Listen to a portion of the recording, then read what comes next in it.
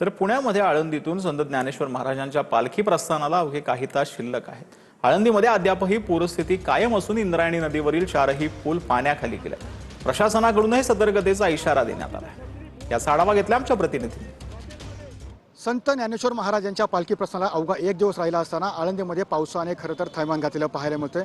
या ठिकाणी पाहतो की सध्या आळंदीमध्ये येणारे जे चारही पूल आहेत ते चारही पूल सध्या बंद अवस्थेत असल्याचं चित्र पाहायला मिळतंय। कारण की या पद्धतीने पाहतो की खरं तर पालखी सोहळा अवघ्या काही एक दिवसावरती आला असताना इंद्रा नदीला खरं तर हा महापूर आलेला पाहायला मिळतोय। कारण की गेल्या 4-5 दिवसापासून या ठिकाणी असलेला संततधार पावसामुळे खरं तर नदीची जी पाणी पातळी आहे ती झपाट्याने वाढलेली पाहायला मिळते।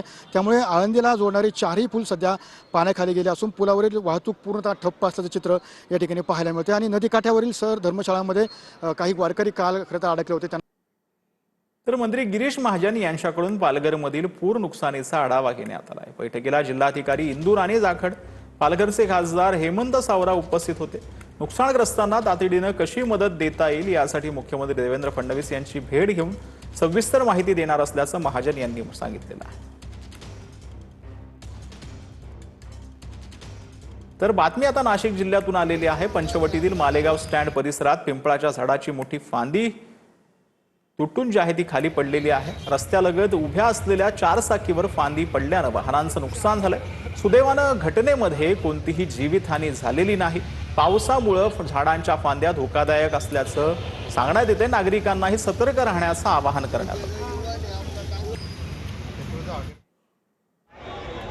तर ठाण्यातील मुंब्रा कौसा भागामध्ये 30 वर्ष जुन्या चांदणी इमारतीची गॅलरी कोसळली आहे। इमारतीत आली चहाची टपरी चालवणाऱ्या तरुणाच्या डोक्याला दुखापत झालेली आहे। इमारतीच्या 4थ्या मजल्यावरील गॅलरी थेट 3ऱ्या मजल्यावर कोसळली।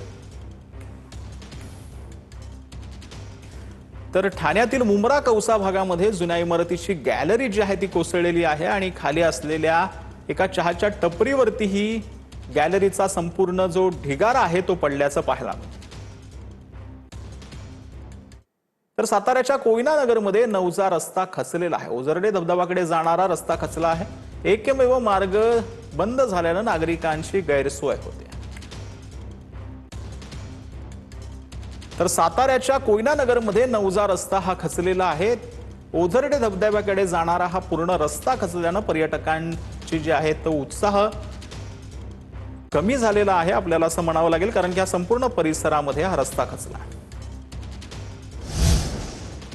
तर नाशिकच्या कळवण तालुक्यामध्ये मुसळधार पाऊस पडत असल्याने चनकापूर धरणातून आता पाण्याचा विसर्ग सुरू आहे। कळवणच्या पश्चिम पट्ट्यामध्ये वडाळा आमदर गावाला जोडणारा रस्ता खचलाय। रस्ता खचल्यामुळे मोठं भगदाड पडलेलं आहे। रस्ता खचल्यामुळे वाहतुकीवर परिणाम झालाय। अपघाताचा मोठा धोका देखील यावेळेला निर्माण झाल्याचं पाहायला मिळतं।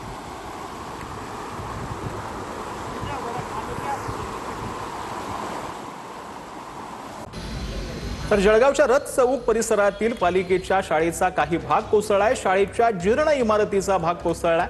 पावसामुळे जीर्ण झालेल्या मनपा शाळेची इमारत धोकादायक बनली असून जिन्याच्या स्लॅबचा तसंच रस्त्याकडील काही भाग कोसळत असल्याची माहिती आहे। तर नाशिकच्या लासलगावमध्ये पावसामुळे पाणी साचलंय। कोटमगाव रेल्वे पुलाजवळ पाणी साचल्याने वाहतूक प्रभावित झालेली आहे। मात्र सलग पडणाऱ्या पावसामुळे शेतकऱ्यांमध्ये समाधानाचं वातावरण आहे। तर भिवंडीतील तीनबत्ती परिसर पुन्हा जलमय झालाय। सकाळपासून अधूनमधून पडणाऱ्या मुसळधार पावसामुळे भिवंडी शहरातील तीनबत्ती भाजी मार्केट परिसर पाणी जे आहे ते यावेळेला साचलेलं आहे। आज पुन्हा अनेक दुकानांमध्ये पाणी शिरल्याने दुकानं बंद ठेवण्यात आलेली आहेत।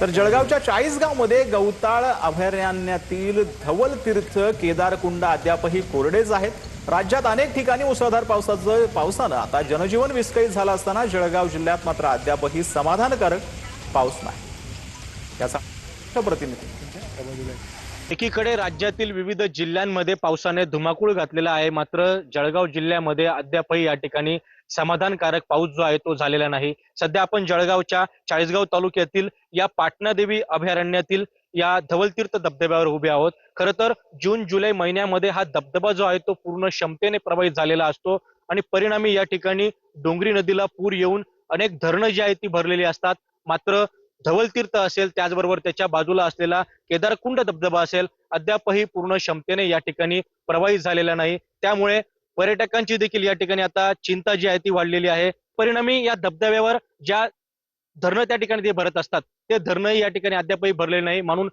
सिंचनाचा प्रश्न जो आहे तो त्या ठिकाणी उद्भवलेला आहे आणि शेतकऱ्यांची चिंता जी आहे ती या ठिकाणी वाढलेली आहे. मात्र पर्यटक देखील या ठिकाणी आता निराश असल्याचं आपल्याला बघायला मिळत आहे. खेमचंद कुमार, TV9 मराठी, चाळीसगाव, जळगाव. तर नाशिकच्या देवळा चोरवाडी धबधब्यावरून पडून तरुण बेपत्ता झालाय. ऋषिकेश संसारे या मित्रासमवेत धबधब्यावर आला होता. दरम्यान धबधब्यावरून तोल जाऊन तो पाण्यात पडला. ऋषिकेशचा सध्या शोध जो आहे तो सुरू आहे.